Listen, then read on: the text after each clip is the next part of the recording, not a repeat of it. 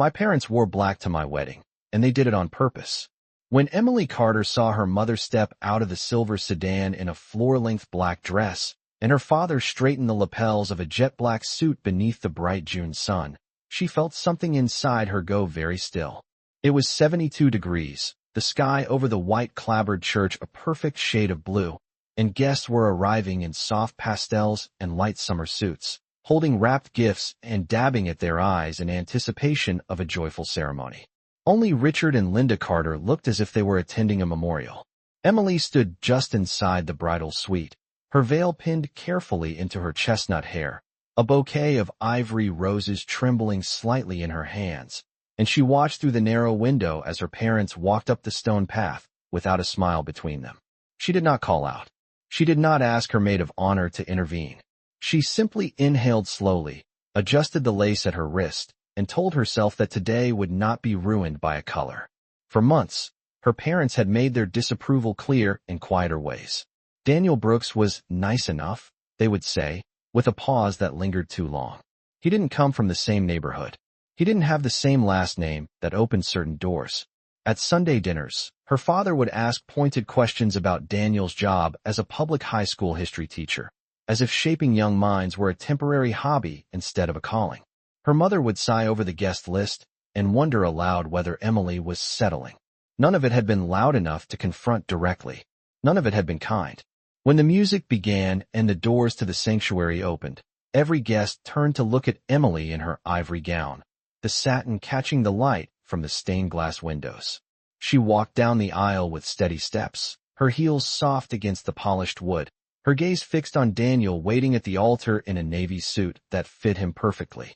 She could feel the weight of her parents' presence off to the left side, a dark contrast among the blush and lavender dresses. A murmur rippled faintly through the pews. Someone whispered, "Why are they dressed for a funeral?" Emily heard it. So did Daniel. But she did not falter. Her expression remained serene, her chin lifted, her smile gentle and composed. When she reached Daniel, he took her hands in his, warm and certain, and for a moment the rest of the room faded. The vows were spoken clearly. The rings slid into place. Applause filled the church like sunlight. Yet even as guests stood and cheered, Emily caught a glimpse of her mother's face. Tight, unreadable, almost expectant, as if waiting for something to go wrong. It was then that Daniel understood what the black clothing meant. It was not grief. It was a statement. And before the reception would end, he would answer that statement in a way no one in that room would ever forget. The reception hall at Willow Creek Country Club glowed with warm amber light as crystal chandeliers reflected off polished hardwood floors and tall windows overlooked the rolling green fairway beyond the terrace. Round tables dressed in white linen were arranged with careful symmetry, each centerpiece filled with white peonies and soft greenery that matched the early summer season. Guests laughed softly over glasses of champagne. Forks clinked against fine china, and a string quartet near the dance floor shifted into a familiar love song that had once played during Emily and Daniel's first date at a small Italian restaurant downtown. From the outside, everything appeared effortless and joyful, the kind of wedding reception that families would talk about for years. Emily moved from table to table with steady grace, thanking relatives who had traveled from out of state and hugging college friends she had not seen in nearly a decade. Her gown brushed lightly against the floor as she walked, and Daniel never strayed far from her side. Yet across the room, the black silhouettes at table 6 drew attention without saying a word. Linda sat upright with her hands folded neatly in her lap, her expression polite but distant, while Richard swirled the ice in his water glass and offered thin smiles whenever someone congratulated him. Several guests glanced in their direction, then quickly looked away. It was not difficult to sense the contrast between the celebration and their posture. During dinner, Richard stood when invited to offer a toast. He cleared his throat and spoke slowly, his voice measured and calm. He mentioned Emily's childhood accomplishments, her grades, her piano recitals, her scholarships, but when it came to Daniel, his words were brief. He wished them well and hoped they would navigate the realities of marriage wisely. It was not an insult. It was not a blessing. It hovered somewhere in between, cool and restrained. A faint stillness settled over the ballroom before polite applause followed. Emily kept her smile in place. Daniel squeezed her hand beneath the table. He had noticed something earlier, just before the ceremony began. While adjusting his tie near the entry hall, he had overheard Linda whisper to a family friend that she supposed everyone would understand their choice of attire once things played out the way they usually do. She had not realized he was within earshot. He had not reacted then. He had simply stored the words away. Now, as the dinner plates were cleared and the lights dimmed slightly for the scheduled slideshow, Daniel leaned toward his best man and spoke quietly. A nod was exchanged. The event coordinator approached the projection screen, ready to display childhood photographs and engagement pictures that Emily had selected weeks ago. Instead of returning immediately to her seat after greeting the coordinator, Daniel remained standing near the microphone. He looked across the room at the guests who had gathered to celebrate their union, then briefly toward table 6. His expression was calm, almost gentle, but there was a clarity in his eyes that had not been there earlier. Emily sensed the shift beside her. She did not know exactly what he intended to do, but she understood one thing with certainty. He was no longer willing to let silence speak for them. The room quieted in a way that did not feel rehearsed. It was the kind of quiet that comes when people sense that something real is about to unfold. Daniel lifted the microphone slowly, not with anger, not with theatrics, but with the steady composure of someone who had made a decision and was at peace with it. Emily remained seated, her hands folded lightly in her lap, her posture straight, her expression calm. She trusted him. The projection screen behind him flickered to life. A still image appeared first, not of engagement photos or childhood memories, but of a simple text message displayed clearly against a white background. The date was visible. The sender's name was unmistakable. Linda Carter. A soft murmur rippled through the ballroom. Daniel's voice remained even as he spoke. He explained that a few weeks before the wedding, he had received several messages that were not meant for him. Messages discussing how long the marriage might last.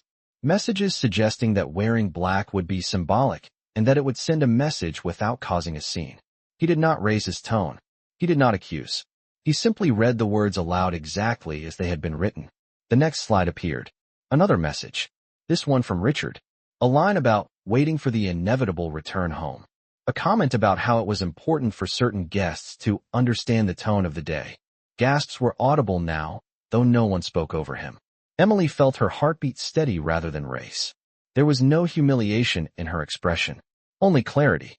Daniel lowered the microphone slightly and looked toward table 6. He did not glare. He did not point. He simply said that a wedding was meant to be a beginning, not a prediction of failure, and that symbolism mattered when it was intentional. He explained that he believed in honesty, and that silence in the face of quiet disrespect often allows it to grow. He finished by saying that he loved Emily more than he could express in a single day, and that no outfit, no doubt, and no expectation of failure would define their marriage. The screen faded back to a neutral background.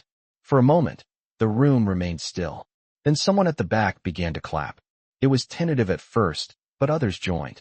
The sound built, not loud and chaotic, but steady and supportive. Several guests turned openly toward Richard and Linda now, not with hostility, but with clear understanding. Linda's face had lost its composure. The careful poise she had carried throughout the evening seemed to slip, replaced by something unsettled. Richard pushed his chair back slowly, the legs scraping softly against the floor. Neither of them spoke. They gathered their coats with controlled movements and walked toward the exit without addressing the room. No one stopped them. No one followed. The door closed behind them with a quiet click that sounded far louder than it was. Daniel returned to Emily's side and took her hand again. She looked at him, not with surprise, but with gratitude. The darkness that had entered the room earlier had left with two figures dressed in black. And for the first time that evening, the air felt entirely clear. For several seconds after the door closed, the only sound in the ballroom was the faint hum of the projector cooling down. Then the music resumed, soft at first, as if testing whether the celebration could safely continue. Emily remained seated, her back straight, her breathing steady. She did not look toward the exit. She did not chase after the silence her parents left behind. Instead, she glanced around the room and saw something she had not expected. No pity, no embarrassment, only warmth. Her college roommate lifted her glass in a quiet gesture of support. Daniel's aunt wiped her eyes and smiled. Even the event coordinator, standing near the dessert table, nodded with subtle approval before signaling the band to shift into a livelier song. Daniel knelt slightly beside Emily's chair so that he could meet her eyes at the same level. He asked softly if she was all right. She answered honestly. She was. There was a strange lightness in her chest, the kind that comes when something unspoken is finally brought into the open. For years, she had learned to manage her parents' expectations. She had chosen her major carefully to avoid criticism. She had dated cautiously to avoid commentary. Even when she introduced Daniel for the first time, she had prepared herself for disapproval disguised as concern. Tonight had revealed that the tension was never about compatibility or caution. It was about control. Daniel rose and offered his hand. The dance floor opened as guests gathered closer, forming a circle without being asked. The first dance began, not as a distraction from what had happened, but as a continuation of something stronger. Emily rested her head lightly against Daniel's shoulder as they moved in slow rhythm beneath the chandeliers. Outside the tall windows, the sky had turned a soft shade of lavender as the sun dipped below the horizon. Inside, laughter returned gradually, genuine and unforced. Conversations resumed. Plates of wedding cake were passed from table to table. No one mentioned black clothing anymore. No one needed to. Later in the evening, as sparklers were distributed on the terrace for the send-off, Emily stood near the railing overlooking the golf course and felt the cool evening air brush against her skin. Daniel joined her, slipping his jacket around her shoulders. She asked him when he had decided to speak. He told her it was not a sudden decision. It was the moment he realized that silence would only confirm the message they were trying to send. He did not want their marriage to begin with a quiet shadow. He wanted it to begin with truth. Emily looked back through the glass doors at the reception hall glowing with golden light. The absence at table 6 was visible, but it did not feel like a loss. It felt like space. Space for new traditions. Space for chosen family. When they finally walked through the line of sparklers toward the waiting car, the cheers were loud and sincere. The night did not belong to disappointment. It belonged to them.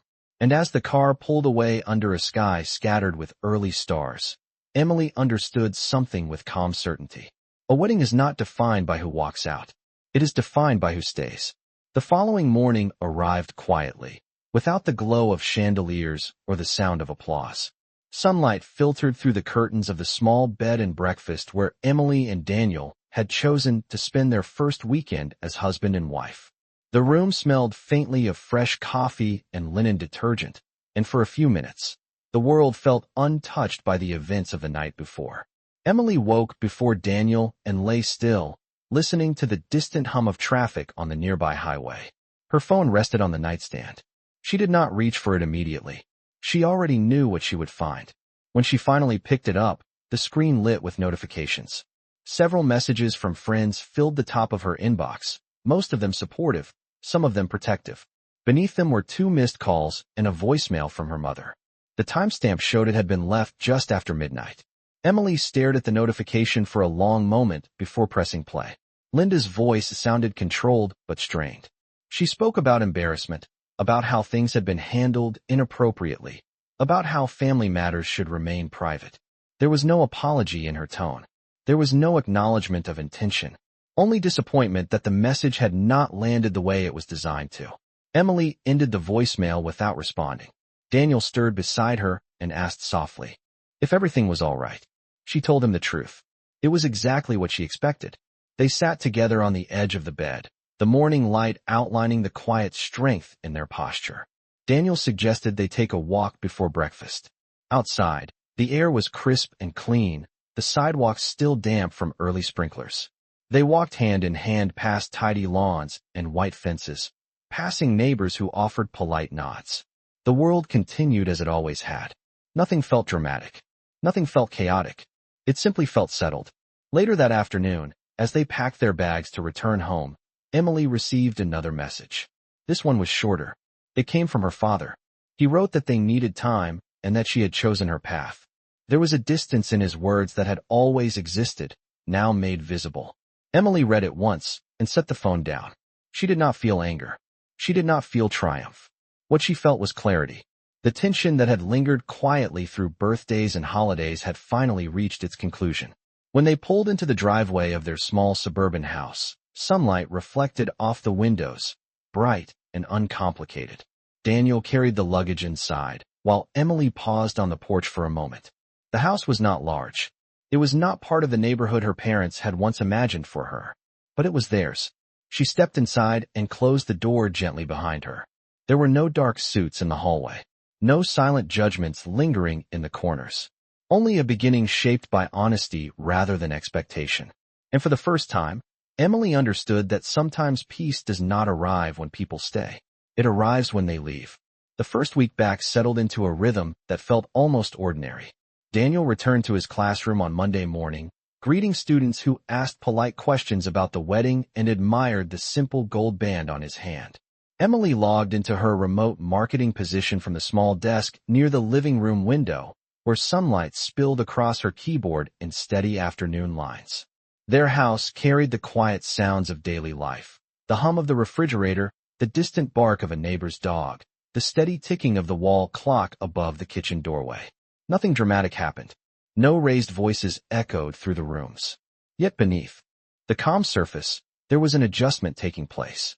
Emily noticed it when she reached for her phone and hesitated before calling her mother out of habit. She noticed it when Sunday approached and there was no invitation, no carefully worded reminder about dinner at 6 o'clock sharp. The absence felt unfamiliar, but it did not feel painful. It felt spacious. On Wednesday evening, a small package arrived in the mail. The return address was her childhood home. Emily stood at the kitchen counter with Daniel beside her as she opened it carefully. Inside was a framed photograph from her high school graduation. In the picture, she stood between her parents, smiling brightly in a navy cap and gown. Tucked behind the frame was a brief handwritten note from her father. It said that she would always be their daughter, but that some choices came with consequences. There was no warmth in the words. There was no cruelty either. Just distance, measured and deliberate. Emily set the photograph down gently and studied the image for a long moment. She remembered that day clearly. The pride in her chest. The certainty that the world was wide open. Back then, she had believed approval was something that could be earned through achievement. Now she understood that some expectations were never meant to be satisfied. Daniel placed a hand at the small of her back and asked what she wanted to do with the picture. She did not hesitate. She walked to the hallway closet, opened a storage box labeled keepsakes, and slid the frame inside. Not out of anger. Not out of rejection. Simply because it no longer needed to stand on display as proof of anything. That night, as they sat together on the couch sharing a bowl of popcorn and watching an old black and white film, Emily felt the quiet certainty return. Her parents had chosen their position. She had chosen hers. The distance between them was no longer a source of tension. It was a boundary. And in the stillness of their modest living room, with lamplight casting soft shadows against pale walls, she realized that peace does not require agreement. It requires clarity. The kind that allows you to close a box, turn the key, and move forward without looking back. Autumn arrived quietly, brushing the neighborhood trees with muted shades of amber and rust. The air grew cooler in the evenings, and Emily found herself lighting a small vanilla candle on the kitchen counter while Daniel graded papers at the dining table. Their routines had settled into something steady and unforced. Saturdays were reserved for grocery shopping at the local market, where they debated over which apples to buy and lingered near the bakery section longer than necessary. Sundays were slow mornings with coffee and the newspaper spread across the table, sunlight falling through the blinds in narrow golden stripes. The silence from her parents had stretched into weeks now.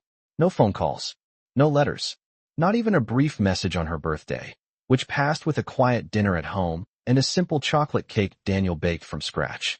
Emily did not mention the absence. She did not check her phone repeatedly. She simply blew out the candles and made a wish that felt less like hope and more like resolve. One afternoon, while organizing a shelf in the hallway closet, she came across an old binder filled with wedding plans, guest lists, seating charts, fabric swatches carefully clipped and labeled. Tucked between the pages was a printed email from months earlier, one she had nearly forgotten. It was from her mother, outlining which relatives deserved better seating and how certain traditions should be adjusted to reflect family standards. Reading it now, Emily noticed something she had missed before. Every suggestion had centered on appearance. Every correction had been about perception. There had been no mention of joy. She closed the binder slowly and returned it to the shelf. That evening, Daniel suggested inviting a few friends over for dinner. Nothing elaborate, just a small gathering with homemade pasta and a bottle of red wine. Emily agreed without hesitation. When their friends arrived, the house filled with easy laughter and the comforting noise of overlapping conversations. Someone complimented the simplicity of the living room. Someone else joked about Daniel's tendency to overcook garlic bread. Emily moved between the kitchen and the dining table with relaxed confidence, no longer anticipating critique or silent evaluation. As the night wound down and their guests stepped out into the crisp air, one of her friends paused at the door and said quietly that she admired how gracefully Emily had handled everything. Emily smiled, not out of pride, but out of understanding. Grace had not come from suppressing her feelings. It had come from refusing to let someone else define them. Later, as she and Daniel washed dishes side by side, the house calm again, Emily realized that the absence of tension had changed the texture of her days. There was more room for spontaneity, more room for laughter that did not need approval. The silence from her parents was no longer an unanswered question. It was an answer in itself. And in the steady rhythm of water running over porcelain plates, Emily understood that the life she was building did not require an audience to validate it. It only required honesty, patience, and the courage to let go of expectations that had never truly belonged to her. Winter arrived with a quiet determination, laying a thin sheet of frost across the rooftops in their neighborhood and turning the front lawn silver in the early mornings. Emily stood at the kitchen window one December afternoon, watching as snow began to fall in slow, deliberate flakes. The house felt warm behind her, the heater humming softly, the scent of cinnamon drifting from a small pot simmering on the stove. Daniel was in the living room assembling a modest artificial tree they had purchased during a holiday sale, its branches spreading out unevenly across the rug. They had agreed that this year would be simple. No large gatherings, no extended invitations, just the two of them creating traditions that belonged solely to their home. As Emily wrapped a strand of white lights around the railing of the staircase, her phone vibrated on the counter. She glanced at the screen and saw her mother's name for the first time in months. The call was brief. Linda's voice sounded measured, almost rehearsed. She spoke about the approaching holidays and how families should not remain divided indefinitely. There was a suggestion that perhaps the events of the wedding had been misunderstood. She did not acknowledge the messages that had been shown. She did not mention the symbolism of black clothing. Instead, she focused on how appearances had been managed poorly and how things might look to extended relatives. Emily listened without interrupting. When her mother finished, there was a small pause, as if waiting for Emily to apologize for disrupting expectations. Instead, Emily responded calmly. She said that she was open to conversation, but not to revision of facts.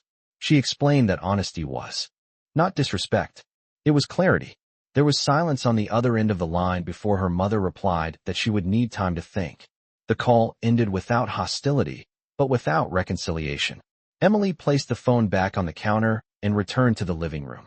Daniel looked up from the tree and asked gently how it went. She told him simply that the door was not closed, but it would not be opened without truth stepping through first. That evening, they decorated the tree together, placing small ornaments collected from local shops rather than heirlooms tied to expectations. A wooden snowflake from a weekend trip. A glass ornament shaped like a book in honor of Daniel's teaching. Each piece carried meaning chosen freely rather than inherited. Later, as snow continued to fall outside and streetlights cast a soft glow against the white ground, Emily stood in the quiet living room and looked at the tree lit in steady warmth. She understood that reconciliation, if it ever came, would not erase what had happened. It would only reshape it. And for the first time, she did not fear that possibility. Because whether her parents chose humility or distance, her foundation no longer depended on their approval. It rested on something quieter and far more durable. Mutual respect, clear boundaries, and a life built deliberately, one honest moment at a time. Spring returned gradually, melting the last traces of snow from the edges of sidewalks and bringing pale green buds to the trees lining their street. Nearly a year had passed since the wedding, and the seasons had folded over one another quietly, without drama, without spectacle. Emily stood in the backyard one Saturday morning, kneeling in the small garden bed Daniel had built beside the fence. She pressed new soil around the base of a young rose bush, her hands steady, her movements deliberate. The house behind her felt settled now, not as a temporary beginning, but as a lived-in home. Inside, Daniel was assembling a new bookshelf for the living room, humming softly as he worked. The rhythm of their life no longer felt like a reaction to what had happened. It felt like intention. A week earlier, her father had sent a letter, not an electronic message, not a carefully phrased voicemail. A letter written in ink, the handwriting firm but slightly uneven. He acknowledged that he had believed control and guidance were the same thing. He admitted that symbolism had been chosen to express doubt rather than support. He did not defend it. He did not excuse it. He simply stated that he had been wrong to assume that disapproval would protect her.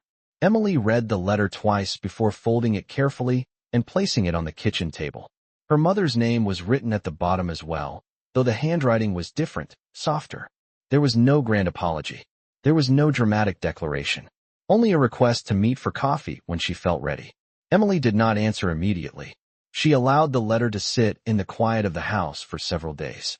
She walked past it while making breakfast. She glanced at it while watering the plants near the window. She did not rush toward reconciliation, and she did not push it away. When she finally picked up the phone, she called and suggested a small cafe halfway between their homes. Public, neutral, simple. The meeting was scheduled for the following Saturday. On the morning of the visit, Emily chose a light blue dress and minimal jewelry. She did not dress to impress. She dressed to feel like herself. Daniel offered to come, but she told him she would go alone. Not because she was uncertain, but because she no longer needed a shield. As she drove to the cafe, sunlight filtered through the windshield and traffic moved steadily along the main road. When she stepped inside, she saw her parents already seated near the window. They were not dressed in black. They were not dressed to make a statement at all. The conversation that followed was not perfect. It was not seamless. There were pauses. There were moments of discomfort. But there was also acknowledgement. Real acknowledgement. When Emily returned home that afternoon, she felt neither victorious nor wounded.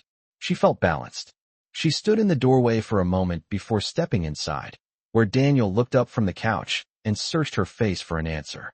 She smiled softly, not because everything was resolved, but because the power to define her life no longer rested in someone else's wardrobe choice or silent expectation. It rested in her, and that was enough.